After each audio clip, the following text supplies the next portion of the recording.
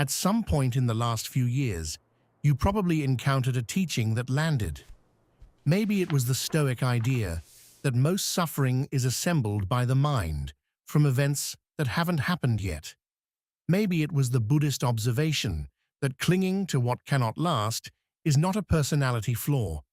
It is the structure of ordinary suffering, and it has a name. Maybe it was the Taoist image of muddy water. Stop stirring, and it clears on its own.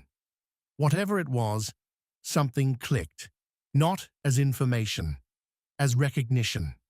The feeling that this thing you were reading had named something you were already living, and that having the name for it would change how you lived it.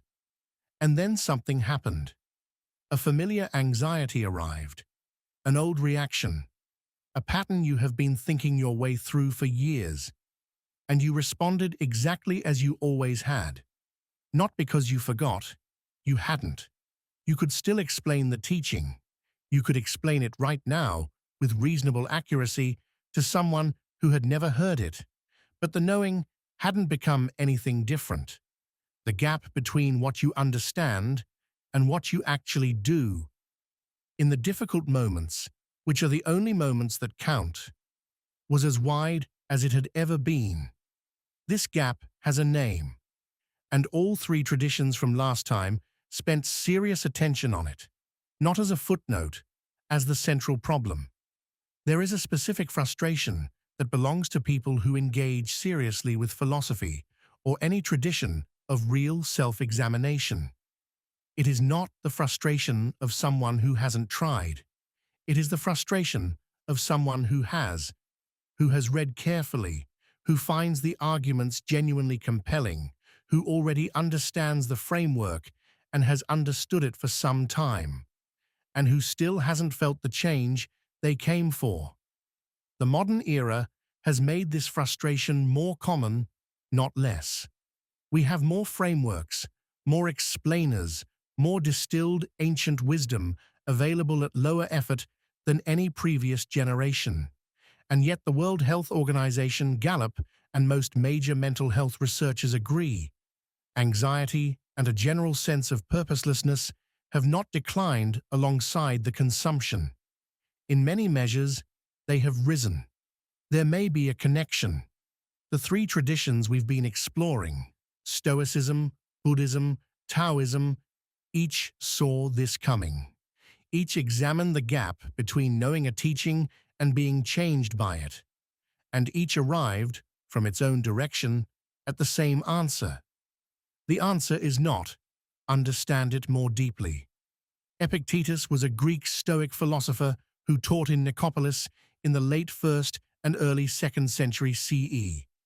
He was born into slavery. His name in Greek means acquired, and he became one of the most influential teachers in the entire Stoic tradition.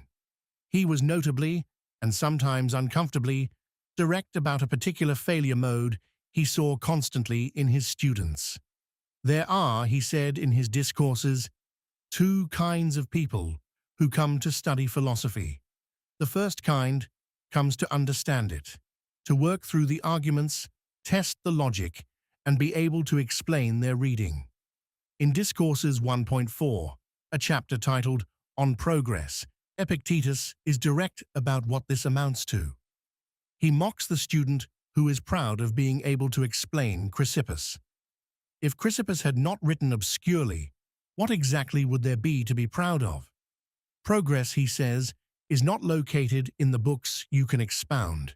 It is located in what you actually do when desire, aversion, and difficulty arrive. The Enchiridion, the handbook Arrian compiled from Epictetus's teachings, states the point in a single sentence in its closing chapter. Never call yourself a philosopher, nor talk a great deal among the unlearned about theorems, but act conformably to them. The second kind of student comes to change, to take the framework and work it into the self through repeated practice until the responses it describes become actual responses rather than remembered positions. Epictetus's comparison ran throughout the Stoic tradition. Philosophy is medicine for the soul. You do not benefit from medicine by knowing about it. Understanding how a treatment works does not change your condition. The teaching has to be taken repeatedly. The practice is not a vehicle toward the philosophy. The practice is the philosophy made real. In the wider Stoic tradition, this conviction produced a set of daily exercises, not supplements to the Stoic life. The Stoic life enacted morning preparation, considering what the day would require and what the Stoic response to it would look like before the situation arrived. Evening review, sitting with what had happened, noting where you acted against your stated values. Seneca records this practice in his essay on anger. The teacher, Sextius, would examine himself each night with 3 questions. What bad habit have I addressed today? What failing have I checked? In what respect am I better? And Seneca describes making this his own, the premeditatio malorum, deliberately imagining adversity, rehearsing the response to loss and difficulty before it arrived, so that when it did, you were not meeting it for the first time. The Enchiridion was designed to be returned to daily, not read once and shelved. It is not a text for understanding. It is a protocol for practice. And then there is Marcus Aurelius, who is the most useful evidence for this point. Marcus spent decades studying Stoic philosophy. By any reasonable measure, he understood it thoroughly. He had the best teachers available. He thought about it with unusual depth and seriousness for his entire adult life. The Meditations, his private journal, never intended for any reader but himself, is 12 books of the same reminders, written again and again. Impermanence, the smallness of reputation, the irrelevance of others' opinions, the importance of attending to the actual present situation, rather than the constructed futures assembling themselves in his head. He circles back to these themes across hundreds of entries, not because he discovered something new each time, because he kept forgetting. What the Meditations is drilling. A man using the philosophical text the way Epictetus said it should be used, not to build an understanding, but to work something into a self that kept reverting. The repetition is not a sign of confusion. It is the evidence of someone who understood exactly what the practice required of him and did it anyway, imperfectly, for the rest of his life. If Marcus Aurelius, the most powerful man in the Roman world, a committed Stoic philosopher across his entire adult life, had to write the same things to himself hundreds of times over decades, that says something important about the gap. It does not close by understanding it more deeply. The Buddhist tradition has a precise technical vocabulary for the distinction Epictetus was drawing: pariyatti and paṭipatti. Pariyatti is theoretical knowledge. The texts, the framework, the understanding. Being able to explain what dukkha means, to name the components of the Eightfold Path, to articulate the mechanics of craving and impermanence. Paṭipatti is practice, walking the path. These are not 2 depths of the same knowing. They are categorically different things. The Theravada tradition treats them as separate phases and adds a third, paṭiveda, direct realization, which comes not through study and not even through deliberate effort alone, but as the fruit of sustained practice over time. The sequence is important. Realization is at the end. It is not deepened pariyatti. It does not come to those who have understood the framework most completely. It comes through walking. In the Alagadupama Sutta, Majjhima Nikaya 22, the Buddha offers an image that has lasted because it is precise. A man needs to cross a river. There is no bridge. He builds a raft, uses it to cross, arrives safely on the far bank. And then, because the raft was so useful, Because it was so clearly essential to the crossing, he picks it up and carries it on his head into the forest. The Buddha asks, "What would you say about this man?" The raft was good. It did exactly what a raft is for. But the man has confused the raft with the destination. Having crossed, he is now being burdened by the thing that freed him. I will teach you the Dhamma compared to a raft, for the purpose of crossing over, not for the purpose of holding on to. The entire apparatus of the teaching, the texts, the concepts, the frameworks, is the raft. Being able to describe the raft in extraordinary detail is not being on the other bank, and mistaking the sense of clarity that comes from understanding the framework, that click of recognition, for the shift the framework was pointing toward. That is carrying the raft into the forest. This image is not an argument against study. You need the raft. Pariyatti has its place. The Buddha taught it for decades, but it is not the crossing. It is the means of crossing. And at some point, the raft has to be used for its actual purpose. Put in the water, stood on, paddled. The threefold training, Sila, Samadhi, and Panna, describes in the Theravada framework how these three deepen in sequence. Right view also opens the Eightfold Path as the orientation that makes practice possible in the first place. But the wisdom that actually liberates, Panna in the full sense, does not come from understanding the framework more clearly. It matures through Samadhi. It is the fruit of walking, not the preparation for it. The insight you are waiting for is not the starting condition. It is what sustained practice grows toward. The Taoist tradition approaches this with an image rather than an argument. In Chapter 3 of the Zhuangzi, one of the foundational Taoist texts, there is a very short story. Prince Hui's cook is butchering an ox. Every movement is perfect, fluid, precise, entirely without force. His cleaver finds the natural spaces between the joints as though through open air. Nothing resists. Nothing dulls. The prince, watching, is moved. Wonderful. Your skill is excellent. The cook sets down his cleaver. In Burton Watson's translation, he says, "What I care about is the way, which goes beyond skill." He explains that he no longer sees the ox as a whole animal. After years of practice, he goes at it by spirit rather than by eye, moving through what is already open, never forcing. His cleaver has been with him for 19 years. It is still as sharp as the day it was ground. The passage then draws the contrast plainly. A good cook changes his knife once a year, because he cuts.